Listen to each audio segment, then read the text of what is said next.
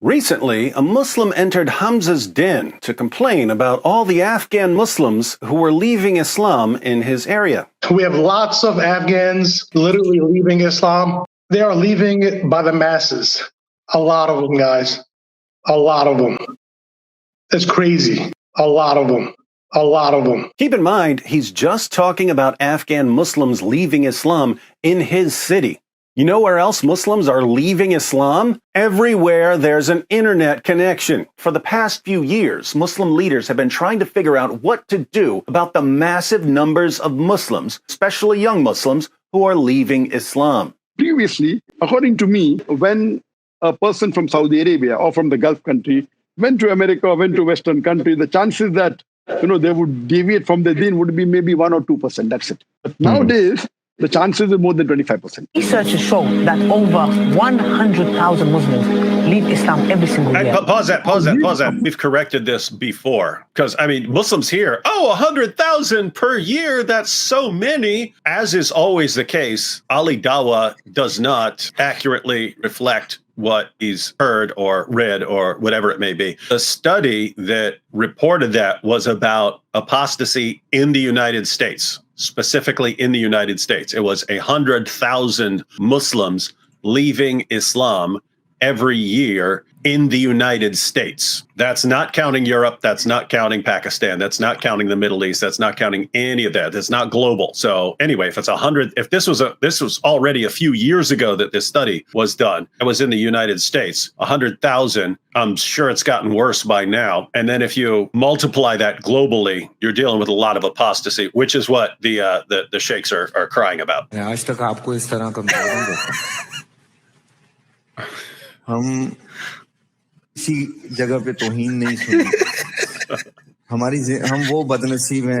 unfortunate people that I have never seen blasphemy like this before. I couldn't imagine our enemies will sink this low.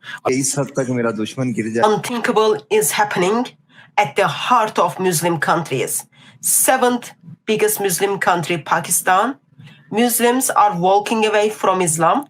24% of Muslim youth are leaving Islam. 23% are becoming apostates of Muslims, American-born Muslims. Wallahi. 23%, you get the varying. And keep in mind, guys, this is several years ago that they were saying 23%, 24%.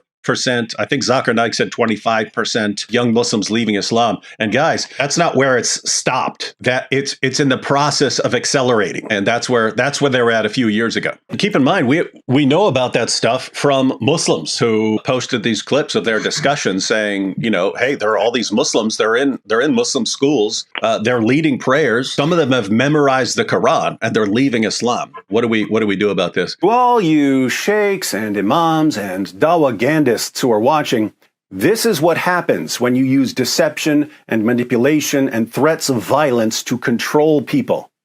It may work for a while. It may work for 14 centuries.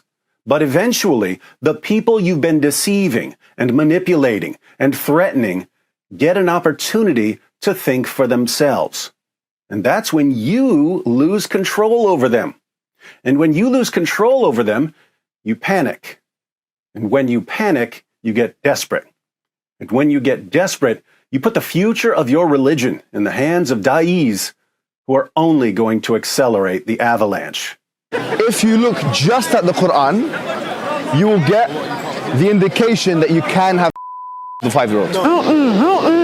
How's that for a cup of cold Zamzam water in the face? Wes, one final question. Have you noticed, it was basically a few months ago, several months ago, I posted a video at the beginning of 2025 saying it's time for Christians to get excited about 2025. And I pointed out how the new atheism was like fizzling out because all the stuff that they said was going to happen if millions of people become atheists, none of it happened. And then you have what's called the avalanche of apostasy in Islam, meaning that the apostasy rates went from close to 0% like 20 years ago to like 26% right now. So they're panicking over apostasy and so on. And then there was a study. I did a show with a guy who did a study in the UK. What he thought was the same thing most of us would think, namely that each generation is becoming more atheistic in the UK. And he said it's actually the reverse. The oldest generations were the most atheistic, and the youngest generation is actually the least atheistic. Now, some of them are calling themselves like spiritual and things like that, but they were like they're like massively open. They're like massively open to this sort of thing. And then, of course, there was the Pew study that just came out that there was a steady decline for decades in the number of people who identify as Christian. And then like for the past 4 or 5 years, it's actually been increasing. So I kind of put all that together and said, this is like kind of a really good year for preaching the gospel and so on. But now just over the past couple of days, I keep seeing like Inspiring Philosophy just posted a guy who's like, what's with all these people converting to Christianity at Oxford? What's going on with this? What are things looking like for you as far as this, like maybe just being a golden year for some sort of like revival in Christianity? Yeah, I mean, I think it's God's providence that any of this stuff is happening. The fact that I was talking about Christian manuscripts on Joe Rogan is ridiculous. That Andrew Schultz was asking me about Bible discrepancies, like what is happening in this world, like where it is very strange, but it's really, really cool to see. I think the inverse of what the New Atheists predicted in the early 2000s that would happen. We had a lady, I've mentioned this a couple times on like our podcasts and stuff, the AC podcast, go subscribe. Like we had this lady write in who works at probably the last Christian bookstore that exists in the entire country here in Canada. And she said that teenagers are walking in and asking where they can find Bibles because all their friends are reading Bibles. It's like, that's not something that was happening when I was a teenager, right? The Bible was not trending when I was in high school or even during my undergrad. So something is clearly going on, and I think it's grassroots. I don't think you can manufacture these types of revivals. There are seemingly manufactured revivals that have happened, and I think what we're seeing is something that is the work of the Spirit in just regular people. And I have had people contact me who you would not imagine who are like public figures and saying like, I'm really interested in this stuff. I think Jesus is God. Can we have a conversation? And people who I wouldn't have AP, is it guys like AP,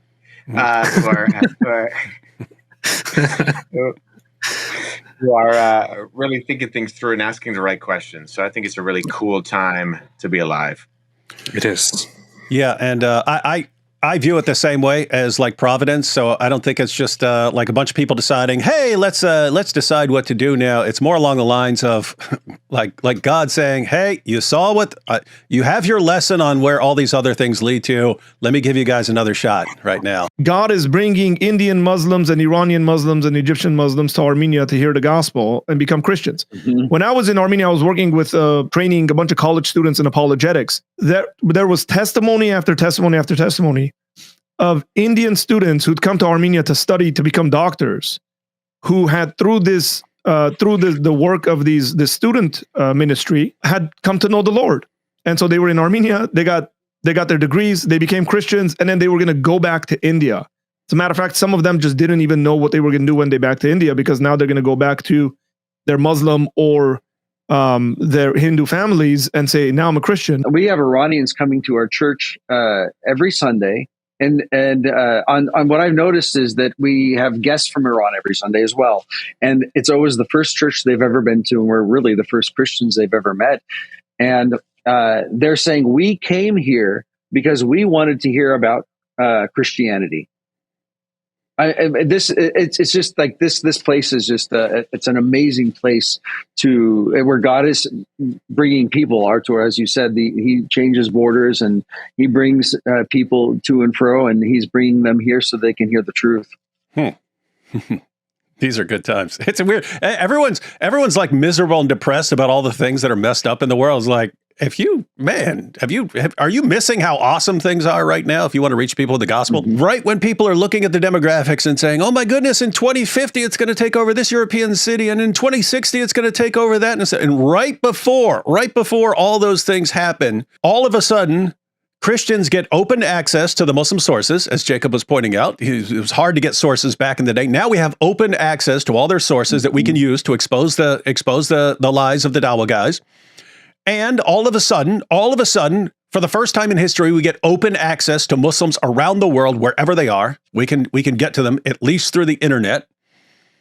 And it's like, so wait, right before all this stuff that you're terrified of happening happens, Everything we could possibly need or dream of gets put in our lap. I could talk to a Muslim in Saudi Arabia right now while we're live if I wanted to on the internet.